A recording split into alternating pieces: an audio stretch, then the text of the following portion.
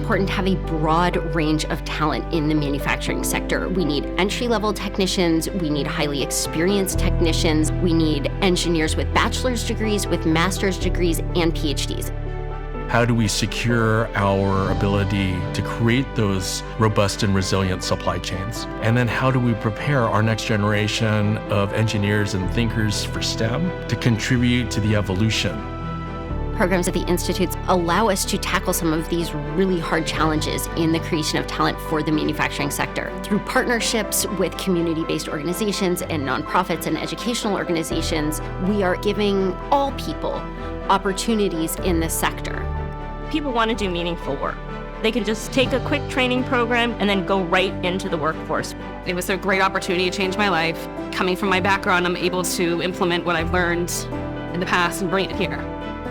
I was looking for a way to get involved in the field. I now have an opportunity to not only work with these amazing scientists, but a lot of them are also my mentors. Manufacturing today is very different than what it used to be. It is very technology driven, so it requires advanced education and training.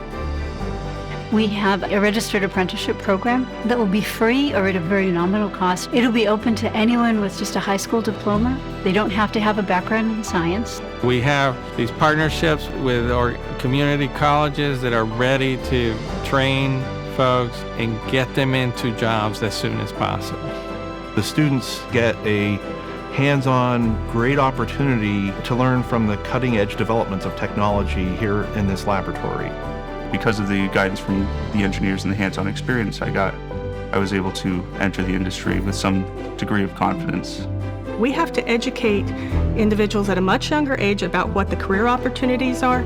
So we're working to put together a K-12 program that trains the teachers, and the students are making things. Really about solving the crisis today is about looking into the future and seeing where that pipeline is and getting them excited and showing them different opportunities. We are building this ecosystem, and we are going to generate unprecedented, inclusive economic growth that brings into the future talent who see the promise of manufacturing as a space that inspires them. Diversifying the workforce is the only way that we're going to meet the increasing demand. It's opened my eyes to seeing that women are starting to join, especially women of color, and it's kind of giving me more hope. We are trying to skill up this next generation so that they can have good jobs and good careers. We want to give pathways into a better future and help build a better world.